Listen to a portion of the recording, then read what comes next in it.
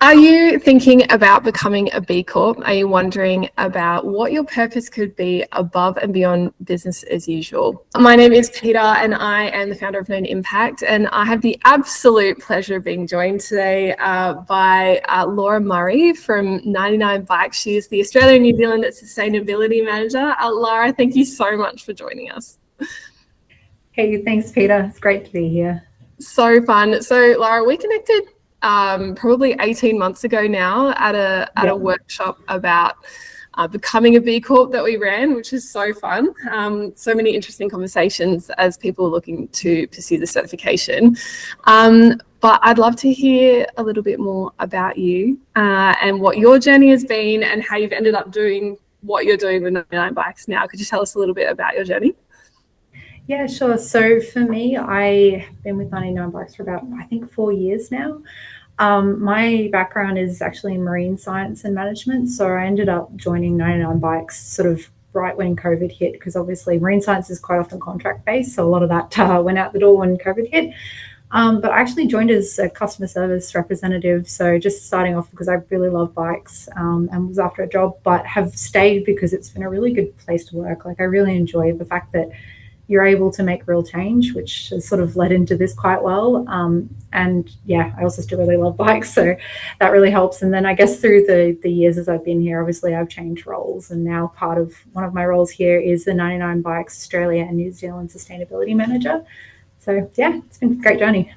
Yeah, that's awesome. It's so interesting, hey, as we find ourselves more and more passionate about the places and spaces we can be and the roles we can play. And I can see how you've kind of merged worlds with the environmental part of you as well as like, that's awesome. It's been great to be able to put them together. It's been fantastic.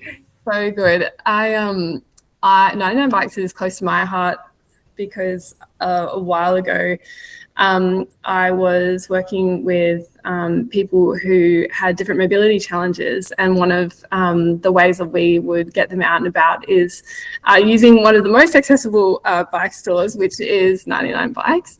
And the staff are always so lovely and so kind and so genuine in what they wanted to do.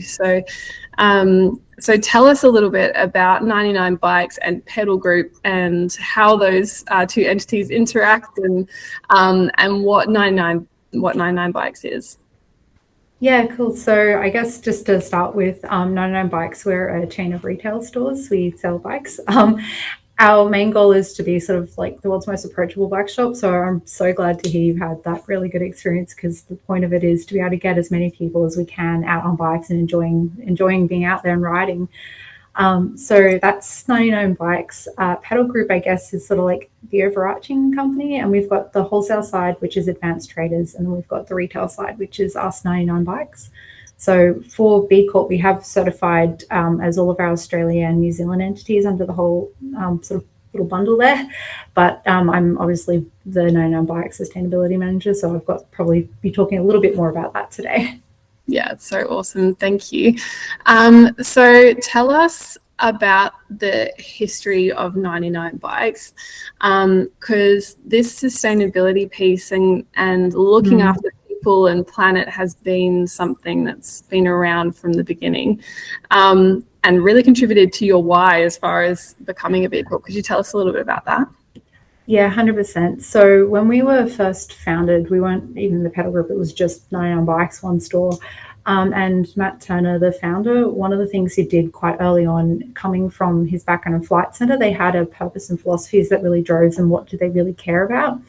And so he wanted to create that for us as well. And to make our purpose and our philosophies, essentially he went around to all the staff at the time and was like, hey, why do you really care about riding bikes? What gets you up in the morning? That sort of thing.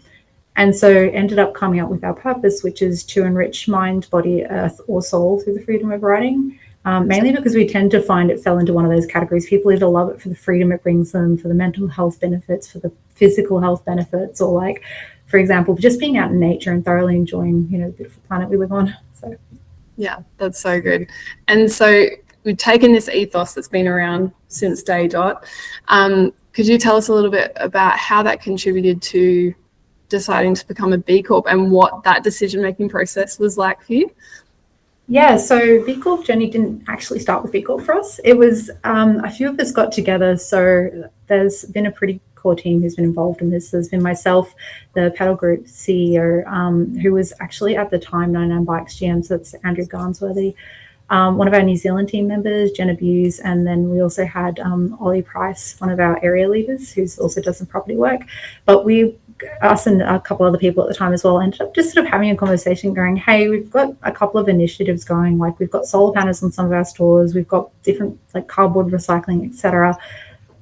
But we really wanted to find a way to, one, continue to do better, but two, to sort of understand how well we were actually doing, because it's all well and good knowing that we have a couple of things that we are doing, but it's very hard to understand how that really ties into the rest of the world and to everyone else, and to really give us a good benchmark of where we're at and a roadmap to improve. And we found that B Corp really did align quite well with our purpose and what we really wanted to do. So yeah, that's sort of how we ended up getting there in the first place. Yeah, so good. When you looked beyond becoming certified and beyond the journey that lay ahead of you at that time, what would you have said that the benefits of becoming a B Corp were going to be for 99 Bikes? I think part of it was very much it provides a really good, rigorous, independent standard to say, hey, how are we actually doing? That was one of the things we really wanted. The other part too is it's not just about the now, like it's not a one and done certification. You have to keep recertifying. So you have to improve and do better, which is, I think, part of one of the things we really did want to make sure was that it was not just a check the box and we're done, but really be able to provide us with a good foundation and then ongoing progress reports to make sure that we are moving in the right direction. I think that's the main parts of it, honestly, that. And then it covered sort of the 5 different impact areas really did align with what we were looking at. So they had governance, community, workers, customers, and environment. And that fits in really well with our purpose. So kind of thought it was a really good fit. Yeah, great. And for you guys, often organizations or companies will kind of lean towards a particular impact area. Did you guys choose an impact area that aligned with your business model? What were some of the practicalities around how you're going to tackle the impact assessment and get to that 80-point standard? Yeah, so it was interesting because of the way our purpose is and how we are as a business. We didn't really have one that we're like, yep, we have to do that. So we kind of found we had lots of little bits across the impact assessment. We ended up, we did a first run through essentially to get a baseline and understand where we were. And I think we're maybe around the 50-point mark, which is a pretty average score for most businesses. So we're like, yeah, so we saw them and went, okay, right, we've got a lot of work to do. Let's improve. But from that, we kind of then broke it down. And to be honest, with a lot of spreadsheets and things like that, trying to understand where we had weaknesses, and then from that have a look at that and go, okay, well, which of these areas do we think is going to benefit us most and make the biggest difference to us as a business? So it wasn't necessarily in one section per se, but just which parts of it will really help us fulfill our purpose that we're trying to do. So there's a lot of like HR policies improved and a lot of data gathering to honestly get some of the baseline information for things like water usage and electricity, because having 60 plus odd stores across a couple of countries, we've got we're renting from different people, we own some. So it was really, really about consolidating all that data and then looking at that going, okay, well, now we have this, what can we do to make better and what's going to really help us and help hit our goals? Yeah, so good. So let's get a little bit practical, because that sounds like a logistical challenge, to put it lightly. So there'll be some people listening to this wondering about everything from how do we even start gaining that data all the way through to then managing that data and trying to translate it and paint a picture and a story of how they're fulfilling their purpose. Do you have any really practical tips for kind of maybe one tip for each group on that spectrum? So for the guys that are even wondering how to gain this data to be able to start this journey and start the verification process, what kind of tips would you give them? Oh, it's a tough one because it really does also depend on your business. But I think, as a starting point, go through the assessment with what you have, just see where you're at, and then 2, look at your main gaps of data and then when you see those gaps, go, okay, what do we think is going to be our best focus to then make a difference? And so some of it might be like you've got, for us, for example, for our electricity data, because we have solar panels on some stores, those stores actually have pretty good data because the solar panel installation also included a meter. And so we could read that, and that was great. But then we would have some outages on some of the meters, so we'd lose that there. And then we'd also potentially have some bill information. And so I guess it can be very overwhelming to start with. Let's be completely honest. It's a lot of data. And I'm just very glad we had a good team who were helping to drive it, but also had huge amounts of input across everyone from the business. Like that's, I think, part of it.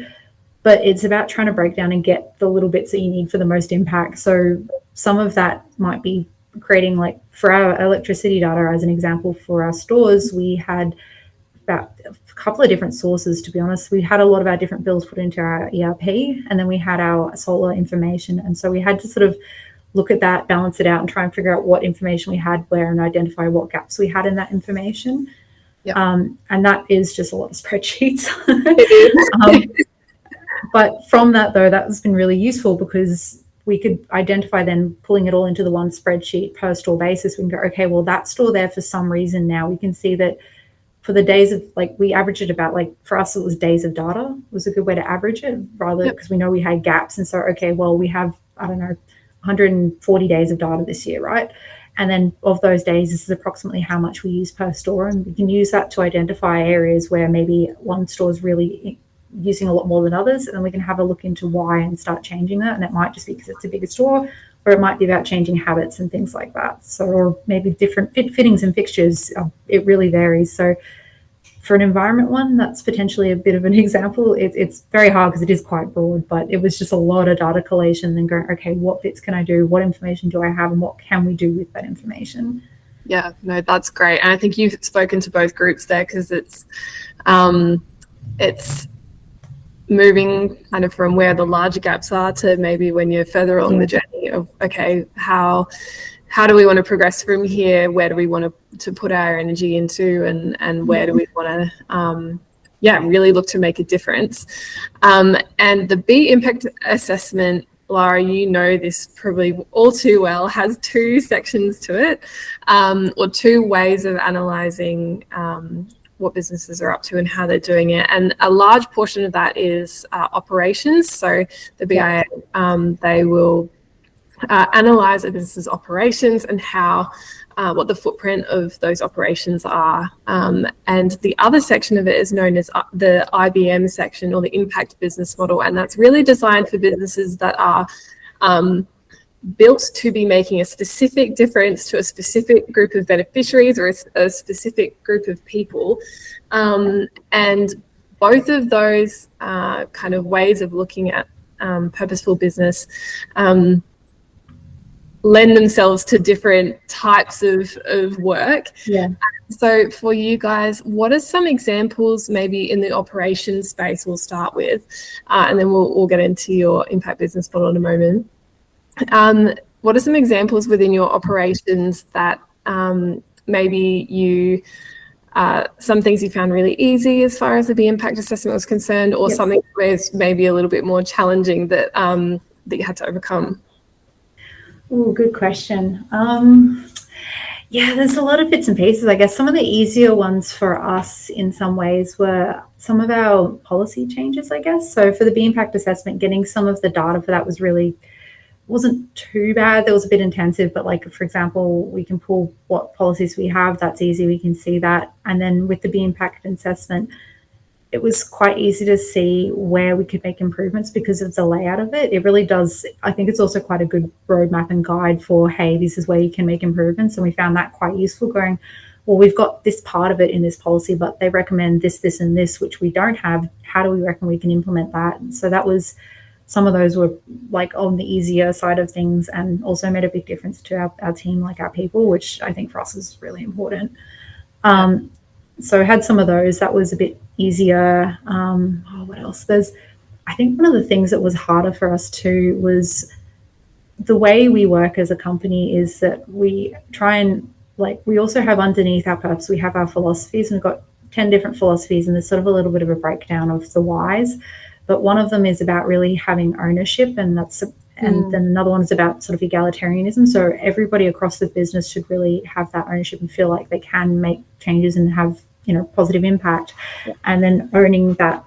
But because of that, we've got a lot of really cool initiatives in place, but they're quite decentralized. So being able to pull and collate all of that together was honestly quite difficult, because as an example, we've got most of our states have a partner who we send old frames and old parts to either upcycle, recycle, or do some sort of social enterprise thing with, which is fantastic. But that's across all the different states and then New Zealand. And then that definitely made it a bit harder, I think, trying to get all that different data from so many different sources. But still well worth it too, because I think for us as well, having that in that one place now and having a better understanding means that we can now use that ongoing to really help drive engagement, and everyone can actually understand it, because it's very easy to be somebody in Victoria and have no idea what's happening in Queensland, for example. So that's helped with that as well. So definitely benefits out of it, but yeah, that was a bit of a challenge, that's for sure. Yeah, no, that's great. And you know what, Lara, I don't think that you were alone in that. We hear that time and time again, that people are operating and they're trying to make a difference, and they've got some really cool stuff going on. But that strategic insight to kind of pull it all together can be really challenging. So we hear that in our kind of impact and ESG strategy part of us, and also in our B Corp consulting part of us, and both are really great ways to kind of bring that together. And I think for 99 Bikes, because you're already so aligned with the B Corp movement, it's a given, I guess, for you to face. So that's really awesome. Moving now to your impact business model part of you. So this is kind of the bit that's that next level above and beyond that. 99 Bikes is designed to have a specific impact for a specific group of people. Could you tell us about some of the initiatives that you've loved over your years of 99 Bikes that you've seen just go really well and make a real positive change? Yeah, sure. I guess to start with, for us, we qualified for one impact business model. So that was the health and wellness improvement. We sell bikes. Our whole thing is we want to get people on bikes and enjoying being outdoors and enjoying that. And part of that does come with health, both mental and physical improvements, and just general well-being. So there's been plenty of studies out there showing the benefits of exercise on health, some cycling specific, some just, being able to get out there and get your heart rate up. But it's something we're really passionate about with that as well. So there's been, I'm trying to think of a few specific examples, but one, I guess, is a continuing one we do is what we call the Green Team. So this is kind of a combination between health and then also a bit of environment stuff as well. But essentially it's a competition we run each year where people have to submit videos, but it's a challenge to ditch your car for 99 days and ride your bike to work. But from that, you also win a free e-bike. So you have to do a submission, and it's just a small team. And so they give little video updates. But the point of it is to, one, help with people's health and encourage that, active transport rather than commuting via cars. But then two, also it'll help reduce the CO2 emissions. And so it's just a really cool way to get that engagement and that involvement from the wider community, but then also be able to provide some people each year with that opportunity that maybe they might not have otherwise. So that's, I think, one pretty good example of it. Yeah, that's awesome, and such a great initiative. That's obviously very aligned with what you're doing. Beyond just your customers, you guys have a whole plethora of initiatives. Have you got another fave? Yeah, actually this one's a really good one for our staff. It's something that's across the whole pedal group now, but it's our Ride to Work initiative. So we actually get paid a little extra each day that we ride to work or do active transport to work. So the point of that is just to, both encourage that health and fitness and well-being and sort of loving what you do, but also obviously environmental impacts of carbon reduction and, reduce congestion. So that's really cool. Part of that obviously is providing end-of-trip facilities like showers and bits and pieces. But it's a really cool just little extra to be hey, you get a couple of bucks more if you ride in and being paid for that, which I love. But it's some pretty cool numbers, I think, just for 99 Bikes in Australia only. So not New Zealand, not Advanced Traders. So there's a lot more than this. I think last financial year, we did about 314,000 kilometers over the year as staff. That is wild. Yeah, it's a lot. And from that, and a basis of the government reports, I'm hoping it's right, but that's about 56,000 kilos of CO2 saved. So it's like, it makes a difference. Yeah, It really that's does. impressive. How good. And it's just a small tweak in policy that is so aligned with what you guys are trying to achieve that's seen such a dramatic impact on the environment. That's massive. Congratulations. Thanks. Yeah, it's something we've had going for a while, but it's just one of the policies that we then sort of improved and polished, I guess, if you know what I mean. Like, it's something we wanted to do and we care about, but like, this was a great way to help make it better and, you know, make it last. So if anyone else wants to do that, highly recommend it, but would also make sure that you have end-of-trip facilities to make it accessible, because otherwise it makes it quite hard. Yeah, love it. No, it's awesome. And I guess 2 more questions to kind of land this conversation. First question being, if I'm someone that's maybe early days looking at going through this process to become a B Corp, what would you impart to them? What wisdom would you impart to them as they look at that? Great question. It is going to be overwhelming, but don't worry, you will get there. I think that's a really good start. Everyone hits that point. Like, it is a lot of data, and a lot of people who are starting out this journey haven't done it. Like, they're not, some companies might be really lucky and have already had a really strong ESG focus in the sense of like hitting specific targets and international regulations, but a lot don't. And so it's really overwhelming, and you may not have all the data, but the point is that's okay. You don't have to be perfect to start with. B Corp isn't about being perfect. It's about doing your best and continuing to do that best and keep trying. So take it, try and chunk it down as much as you can to little bite-sized pieces, and try not to get too overwhelmed by like how encompassing it is, because you will get there. It will take time, but you'll get there.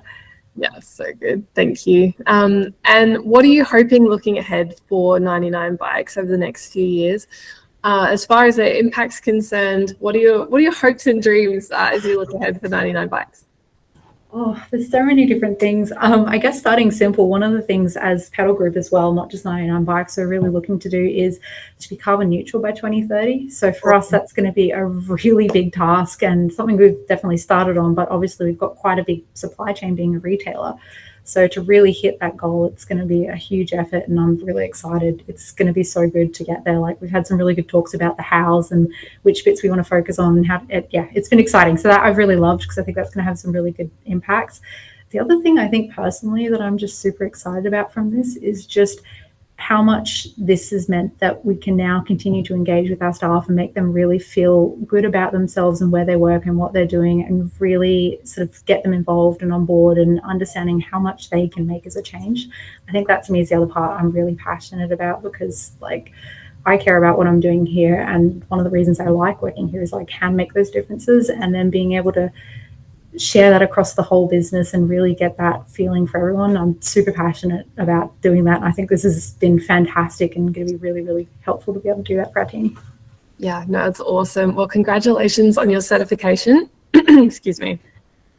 Congratulations on your certification, and congratulations on being such an epic powerhouse for using businesses as a force for good. Really excited to continue following this journey to for 99 Bikes and Pedal Group as you guys look ahead.